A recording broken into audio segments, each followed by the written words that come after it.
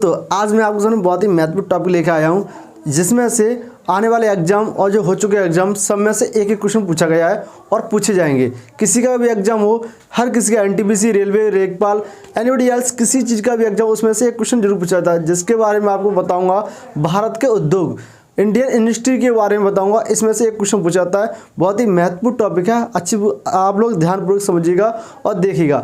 जो टॉपिक समझ ना आए, जो पॉइंट क्लियर ना हो, उसको कमेंट बॉक्स में लिख देना। चलिए वो देखते हैं दोस्तों किस तरह से इसके बारे में बताता हूँ।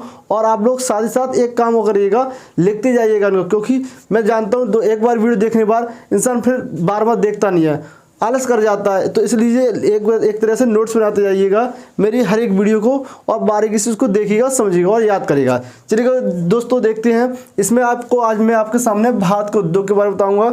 इस उद्योग में से एक क्वेश्चन पूछा, छोटे टॉपिक है और बहुत ही महत्वपूर्ण है। देखिएगा भारत के उद्योग, इंडियन इंडस्ट्रीज के बारे में तो आपको पता होगा। उद्योग क्या बोलते हैं? जो कारखाने वगैरह होते हैं, लोहे के कारखानों को उद्योग बोलते हैं। उद्योग तो बहुत सारे होते हैं, परंतु यहाँ में क्या है, भारत के लौह उद्योग के बारे में बताऊंगा मैं।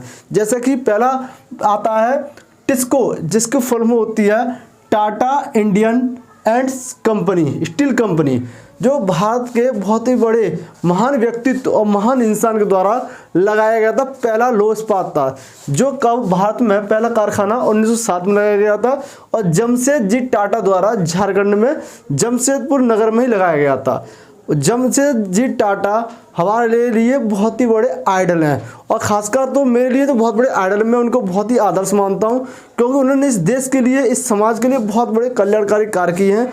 मैं उनको बहुत बड़ा पूज्य नहीं मानता, क्योंकि उनसे मुझे बहुत ज़्यादा इंस्पिरेशन मिलती है, उनके थॉट, उनके कार्य करने का तरीका।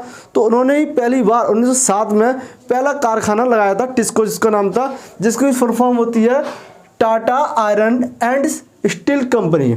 सेकंड आता है आपका सिस्को, जिसको बोलते हैं इंडियन आयरन स्टील कंपनी। ठीक है, ये भी लगाया गया था। इसकी स्थापना 1918 में की गई थी, और पश्चिम बंगाल के हरिपुरा में लगाया गया था। ठीक है दोस्तों, उसके बाद हमारा देश आज़ाद हो गया था। फिर 1947 के बाद द्वितीय पंचवर्षीय योजना आई। उसके बाद लौह इस्पात फिर कारखाने लगाए गए थे। चलिए उनको भी देख लेते हैं। तो उसमें आज़ादी के बाद द्वितीय पंचवर्षीय योजना में लौह इस्पात कारखाने पहला लगाया गया था भिलाई लौह इस्पात उद्योग। ये कहाँ लगाया गया? ये छत्तीसगढ़ लगाया गया था, और इसकी स्थापना 1955 में की गई थी। और किसने इससे जब लगाया गया था, तो किस देश ने इसकी सहायता की? हमारे भारत में, इस देश में लगाने के लिए किस देश ने सहायता की? तो वो थे आपके रूस ने। ये क्वेश्चन बहुत पूछता है। तो रूस ने की सहायता से कौन सा लौह इस्पात यंत्र बना है? तो आपको बना है भिलाई। वो कहाँ पड़ता है? छत्तीसगढ़। ठीक है दोस्तों, नेक्स्ट क्वेश्चन आता है दुर्गापुर लौह इस्पात उद्योग। ये कहाँ लगाया गया था? ये पश्चिम बंगाल में लगाया गया था 1956 में। और ये किसकी सहायता से लगाया था? किस देश ने इसमें सहायता की लगाने के लिए? तो वो आपका ब्रिटेन, जिसको बोलते हैं इंग्लैंड। ठीक है, नेक्स्ट आता है आपका राउरकेला लौह इस्पात केंद्र। ये किसने लगाया था? ये जर्मनी की सहायता से उड़ीसा में लगाया गया था 1959 को। ठीक है दोस्तों, ऐसे ही फिर तृतीय पंचवर्षीय योजना आई। उसमें कुछ और कारखाने, लौह इस्पात कारखाने लगाए गए थे, उनको भी देख लेते हैं। जैसे बोकारो स्टील प्लांट, ये भी एक बहुत बड़ा स्टील प्लांट है। वो आपको लगाया था झारखंड में 1964 में, और किसकी सहायता से? रूस की सहायता से। ये बहुत पूछता है, देश किसकी सहायता से कौन सा कारखाना लगाया गया है, तो उनको अच्छी तरह से समझिएगा। ठीक है दोस्तों, अगला आता है विशाखापट्टनम स्टील प्लांट। ये कहाँ लगाया जाता है? ये आंध्र प्रदेश में है। ठीक है, और ये भारत का पहला तटवर्ती इस्पात कारखाना है। तटवर्ती का मतलब होता है जहाँ पर समुद्री रेखा, पानी, जहाँ जिस राज्यों के पास पानी के इलाके होते हैं, या जो राज्य पानी के इलाकों के सारे बसे होते हैं, उनको तटवर्ती बोलते हैं। तो जो आंध्र प्रदेश है आपके उसके दक्षिण की तरफ, आपके समुद्र के इलाके, बंगाल की खाड़ी के पास ही बसा हुआ है। तटवर्ती इलाका बोलते हैं उसको, और उसी में ये पहला कारखाना, तटवर्ती कारखाना भारत का पहला लगाया गया था, वो आंध्र प्रदेश में।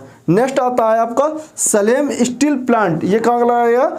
ये तमिलनाडु में। ठीक है दोस्तों, तो ये बहुत ही ज़्यादा महत्वपूर्ण टॉपिक है, और इनको याद करने का तरीका बताता हूँ, क्योंकि याद करने बच्चों को दिक्कत आती है। चलिए देखते हैं, ट्रिक बताता हूँ आप। देखो, भिलाई कारखाना कहाँ लगाया गया है?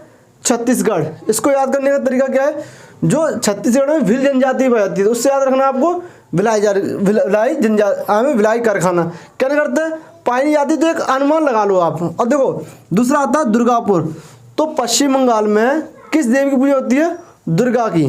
तो माता दुर्गा की पूजा होती है, तो दुर्गापुर आपकी पश्चिम बंगाल में लगाया जाता है। नेक्स्ट देखो, उड़ीसा में केले का व्यापार सबसे होता है, तो राउरकेला उड़ीसा में है। ठीक है, इस तरह से लास्ट बचता है आपका बोकारो स्टील प्लांट, वो झारखंड। इन चारों में से पूछता है कौन सा स्टील प्लांट कौन सा लो इस्पात कारखाना कहाँ लगाया और किसके साथ से लगाया गया है। देखो दोस्तों, मैंने आपको बहुत ही इस तरह से इसको समझाया, ट्रिक से बताया है। अगर आपको कोई समस्या हो या कुछ डाउट हो तो भी आप कमेंट बॉक्स में लिख के आपको मुझसे पूछ सकते हैं। और अगर मेरी वीडियो अच्छी लगी हो तो देखो लाइक करना, बार बार कहना में अच्छा लगता है, और लाइक करना नहीं करना वो आपकी इच्छा है, परंतु दोस्तों मैं कोशिश करूंगा अपना अच्छा बेस्ट देने का, क्योंकि मैं आप लोगों के स्टडी का पोर्शन सारा लगा चुका हूं।